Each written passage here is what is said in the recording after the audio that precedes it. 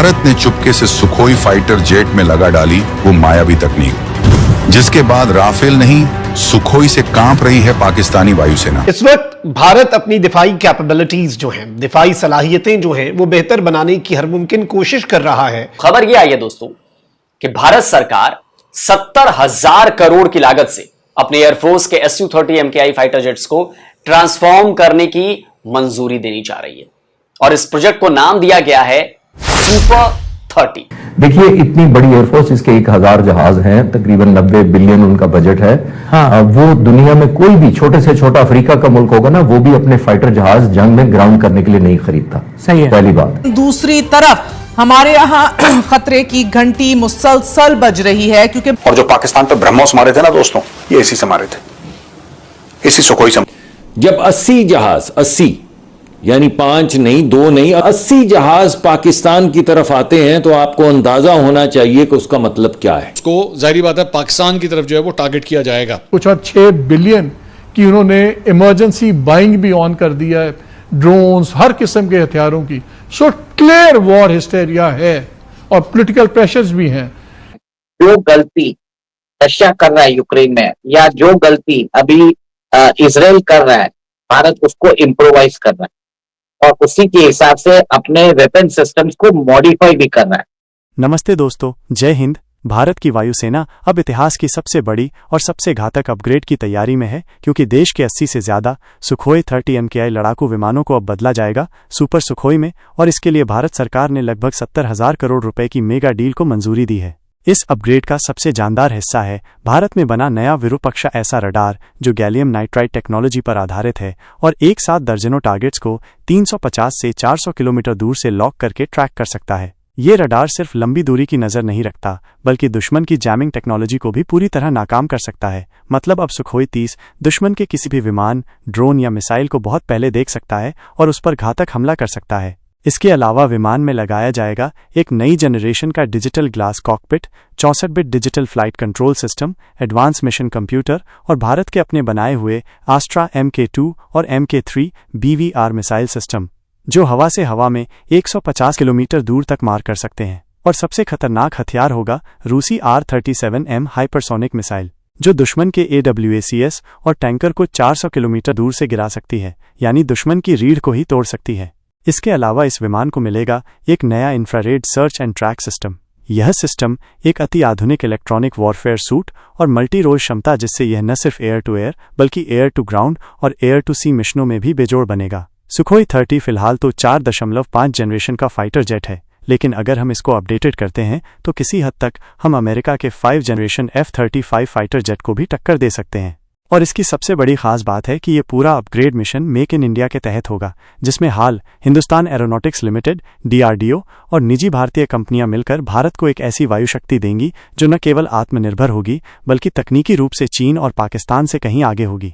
कुल मिलाकर super Sukhoi सिर्फ एक अपग्रेड नहीं है, बल्कि ये भारत की आसमानों पर संप्रभुता की घोषणा है। अब आपको बताता हूं कि 70,000 करोड़ खर्च करके इन 84 सुखोई फाइटर जेट्स में क्या क्या बदला जाने वाला है, क्या क्या बदल जाएगा। 4.5 जनरेशन के ये हमारे जो फाइटर जेट्स हैं, कैसे इस बदलाव के बाद नए दमखम में दिखाई देंगे। तो सबसे पहले सुपर 30 प्रोजेक्ट में इन 84 सुखोई MKIs में विरूपाक्ष रडार लगाए जाएंगे। विरूपाक्ष रडार जो है वो भारत का ही अपना स्वदेशी उत्तम MK2 रडार का एडवांस वेरिएंट है। DRDO के electronics and radar development establishment यानी LRDE ने इस रडार को बनाया है। इस रडार को फाइटर जेट्स की, जैसा कि हम सबको पता है, कि नोज पर लगाया जाता है, जिसमें लगातार मूवमेंट्स होती हैं और ये दुश्मन के हवाई जहाजों, फाइटर जेट्स और जो दूसरे एरियल क्राफ्ट्स होते हैं उनको वो लंबी दूरी से ही ट्रैक कर सकता है। और ये एक गैलियम नाइट्राइड बेस्ड AESA यानी active electronically scanned array radar है। इसकी रेंज करीब करीब 400 किलोमीटर तक की है। इस रडार में 2400 ट्रांसमिट रिसीव मॉड्यूल लगे हैं, जो इसकी जो कैपेबिलिटी है, जो इसकी क्षमता है, उसको बढ़ा देते हैं। ये एक साथ 64 से लेकर 100 एरियल टारगेट्स को ट्रैक कर सकता है। यह radar air to air, air to surface और एयर टू सी ऑपरेशंस के अलावा नेविगेशन में भी जबरदस्त है। इस रडार की एक और क्षमता बहुत ही जबरदस्त है, वो है इसकी 4D कैपेबिलिटी। ये 4D कैपेबिलिटी से लैस रडार है। इसका मतलब यह हुआ कि ना केवल दुश्मन के जहाज को डिटेक्ट और ट्रैक कर सकता है, बल्कि एक 4 डायमेंशनल डिटेलिंग भी प्रोवाइड कर सकता है, जिसमें डिटेक्शन के साथ साथ टारगेट की रेंज क्या है, उसका एजिमुथ क्या है, उसकी एलिवेशन यानी ऊंचाई कितनी है, और उसकी रिलेटिव वेलोसिटी, मतलब जो फाइटर क्राफ्ट ये डेटा देख रहा है उससे उसकी रिलेटिव वेलोसिटी कितनी है, ये सारा डेटा पायलट की आंखों के सामने रियल टाइम में मिलेगा 4D कैपेबिलिटी की वजह से। विरूपाक्ष सुखोई MKI में अभी लगे N011M बार्स PESA रडार की जगह लेगा। सुखोई 30 MKI में दूसरा सबसे बड़ा चेंज उसके कॉकपिट में आने वाला है। इसके कॉकपिट को डिजिटल किया जाएगा। मॉडर्न यूजर इंटरफेस और न्यू एवियोनिक्स की सुविधा पायलट अवेयरनेस और ऑनबोर्ड सिस्टम कोऑर्डिनेशन को बेहतर बनाएगी। इसमें एक नया फ्लाइट कंट्रोल सिस्टम भी लगाया जाएगा। 64 bit digital flight control computer से पुराने 30 बिट सिस्टम को रिप्लेस कर दिया जाना है। इससे फ्लाइट की परफॉर्मेंस और उसकी स्टेबिलिटी बहुत जबरदस्त तरीके से बढ़ जाएगी। इस अपग्रेडेशन प्रोजेक्ट में SU-30 MKI को नई मिसाइलों के कंपैटिबल भी बनाने की तैयारी चल रही है, और इसमें स्वदेशी अस्त्र मार्क 2 और मार्क 3 मिसाइलें लगाई जाने वाली। ये दोनों एयर टू एयर मिसाइल्स हैं। अस्त्र मार्क 2 की रेंज 160 किलोमीटर है, जबकि अस्त्र मार्क 3 की रेंज 300 किलोमीटर की है। दोनों मिसाइलों की स्पीड 4.5 मैक यानी कि 4.5 मैक। फ्यूचर में ऐसी कोई गारंटी नहीं है कि ये एक तरह से जो कोवर्ट हेल्प है वो एक तरह से ओपन हेल्प भी हो सकता है। ऐसा भी हम देख सकते हैं कि चाइना और पाकिस्तान मिलके भारत के ऊपर अटैक कर सकते हैं, या चाइना और बांग्लादेश मिलके भारत के ऊपर अटैक कर सकते हैं। तो हमें सारी पॉसिबिलिटीज के लिए रेडी रहना चाहिए।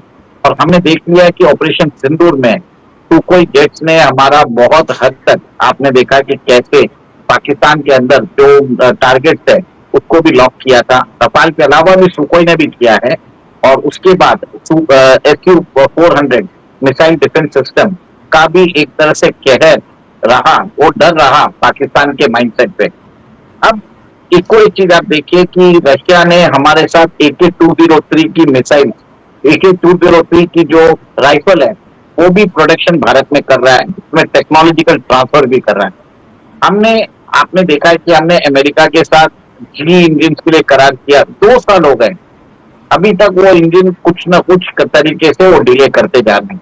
तो अमेरिका तो अभी अनरिलायबल पार्टनर हो चुका है। हमने उनसे MQ रीपर ड्रोन भी लिए थे, हमने जिसमें रशिया का जो डिफेंस शेयर है जो 2000 मेरे ख्याल से 9 में 64% था, वो आज घट के 36% हो गया। और अमेरिका का जो कुछ भी नहीं था, हम उनसे 12 से 15% डिफेंस इक्विपमेंट्स ले रहे हैं। अब ऐसी बात है कि जिस हिसाब से अमेरिका ने अपना जो डबल स्टैंडर्ड दिखाया है, अभी हमें अमेरिकन वेपनरी को नहीं लेना चाहिए, ये मेरा मानना है। Russia is a time tested friend and partner of India.